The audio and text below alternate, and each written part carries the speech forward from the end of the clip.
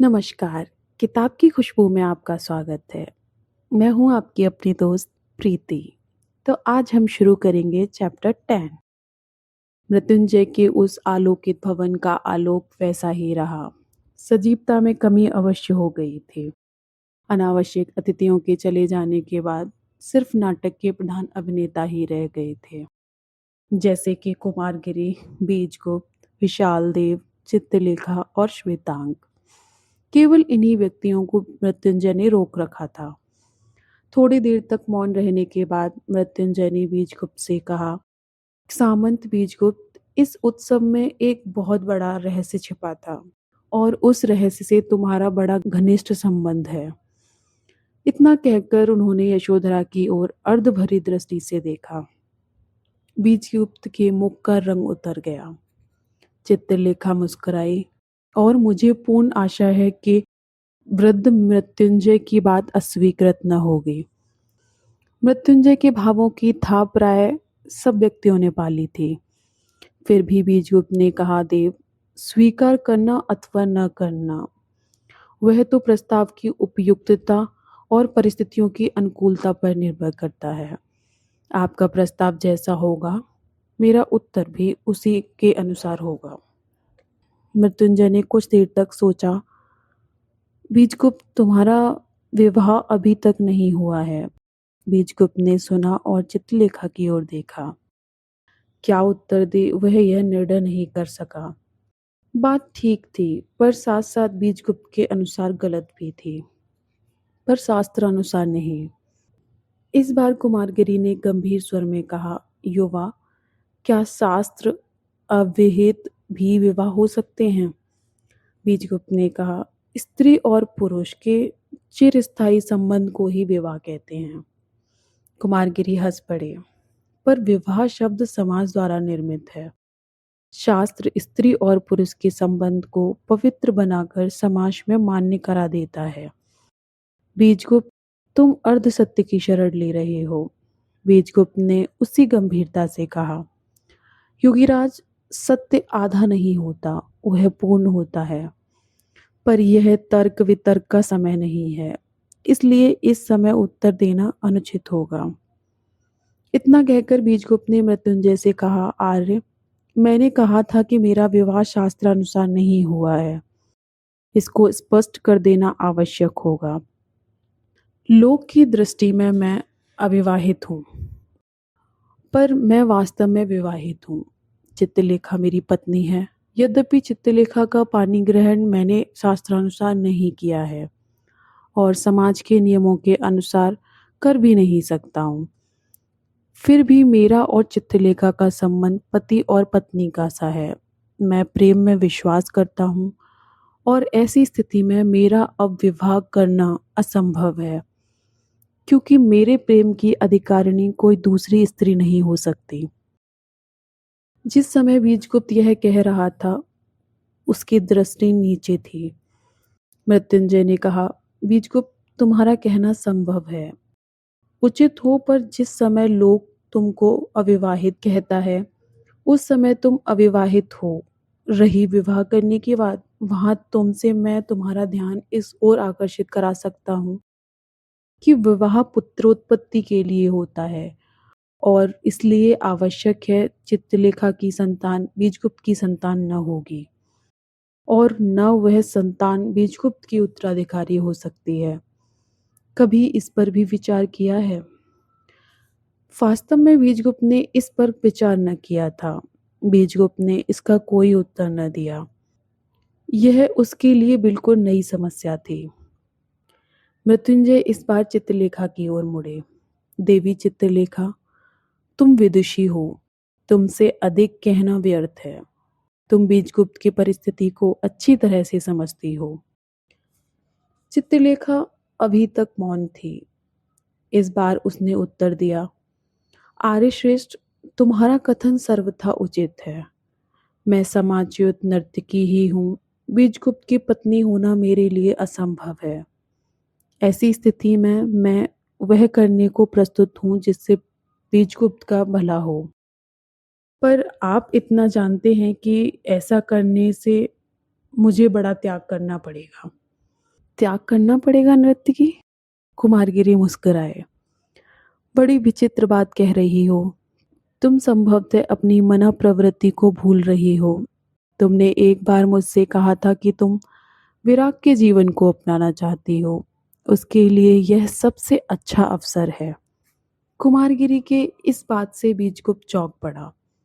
उसने कहा, योगीराज, यदि आप विराग पर विश्वास करते हैं और एक व्यक्ति को विराग का उपदेश दे सकते हैं, तो फिर मुझे क्यों बंधन में बंधने के लिए बाध्य किया जा रहा है?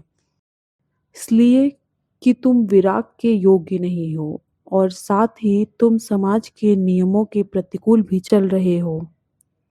तुम्हें यह उचित होगा कि तुम कम से कम समाज के नियमों का तो पालन करो ही। चित्रलेखा इस समय तक कुमारगिरी के कथन पर विचार कर रही थी। उसने कहा, योगी, एक प्रश्न और करूंगी।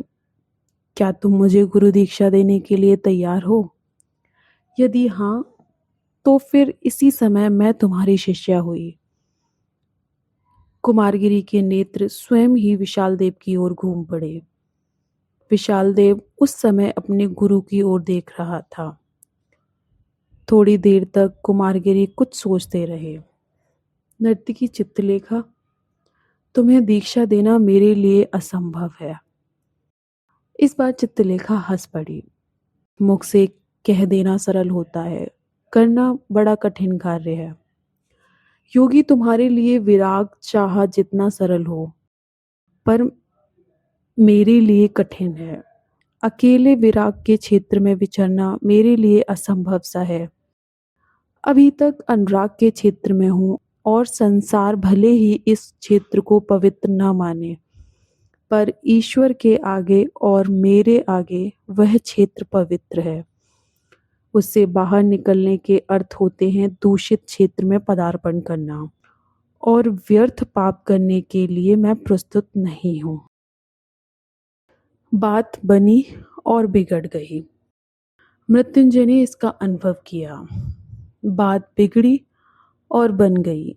बीजगुप्त ने इसका अनुभव किया।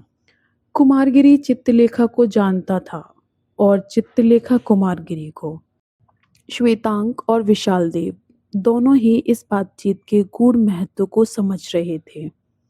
एक यशोधरा ही ऐसी थी जो न कुछ अनुभव करती थी, न कुछ जानती थी और न ही कुछ समझती थी। उसने मृत्युंजय से कहा, पिताजी, रात्रि अधिक बीत गई है। वृद्ध मृत्युंजय ने अपनी पुत्री की ओर देखा और फिर चित्रलेखा की ओर। दोनों में कितना भेद था। एक देवी थी, दूसरी दानवी। एक शांति थी, दूसरी उन्माद। और बीजगुप्त परिस्थिति चक्र का एक अभागा शिकार, पर साथ ही मनुष्यता से पूर्ण मनुष्य। मृत्युंजय ने चित्रलेखा से कहा, तुम्हारे क्षेत्र को अपवित्र कौन कहता है? जो कुछ तुम कर रही हो वह अपनी मन प्रवृत्ति के अनुसार, और मैं यह भी मानता हूँ कि तुम्हारा सारा व्यवहार प्रेम का है। प्रेम के क्षेत्र में अपवित्रता का कोई स्थान नहीं है। पर देवी, क्या वह मनुष्य जिससे तुम प्रेम करती हो यदि ठीक मार्ग पर न हो, तो उसको ठीक मार्ग पर लाना तुम्हारा कर्तव्य नहीं है? प्रेम में त्याग की आवश्यकता होती है और बीजगुप्त के लिए जो त्याग तुम करोगी वह महान होगा। बात जिस ढंग से कही गई थी उसका चित्रलेखा पर प्रभाव पड़ा। बीजगुप्त बीच में बोल उठा, आर्यश्रेष्ठ, चित्रलेखा से यह कहना व्यर्थ होगा।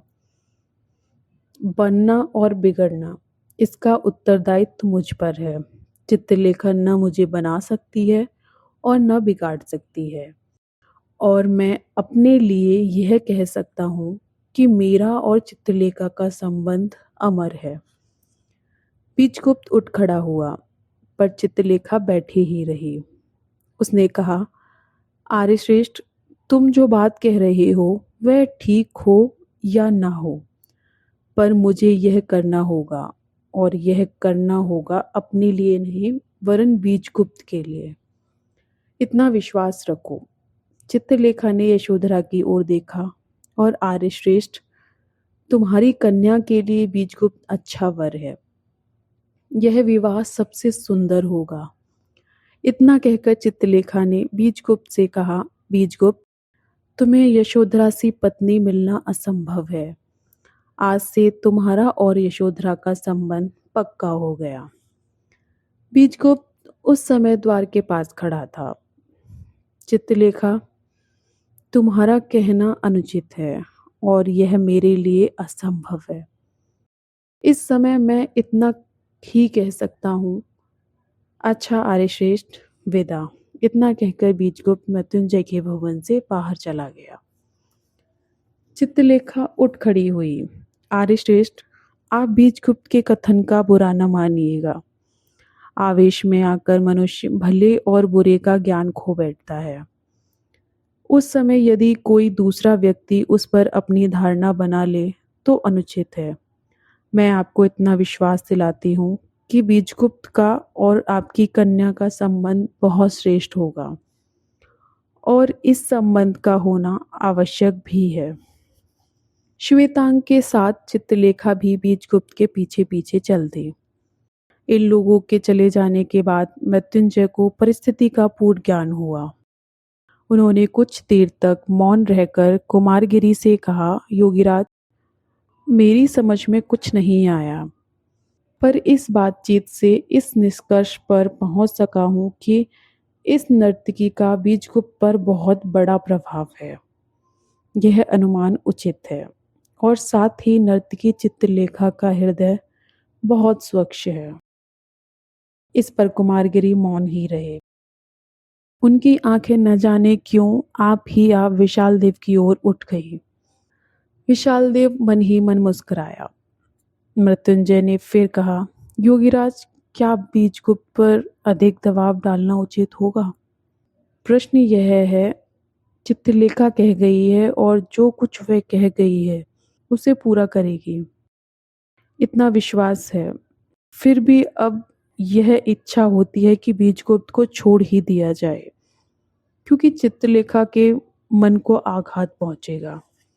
इस बार कुमारगिरी बोले, चित्रलेखा के मन को आघात चित्रलेखा के मन को आघात पहुंचेगा, इस पर मैं विश्वास नहीं कर सकता। बहुत संभव है कि चित्रलेखा स्वयं ही बीजगुप्त को छोड़ देने पर प्रस्तुत हो और ऐसी अवस्था में बीजगुप्त का जीवन संभल जाएगा। मैं तो यहाँ तक कहूँगा कि चित्रलेखा से बीजगुप्त का संबंध टूटना ही उचित है। कुमारगिरी उठ खड़े हुए और कहा, मृत्युंजय, यशोधरा के लिए बीजगुप्त से अच्छा वर तुमको न मिल सकेगा, यह समझ रखना। Thank you.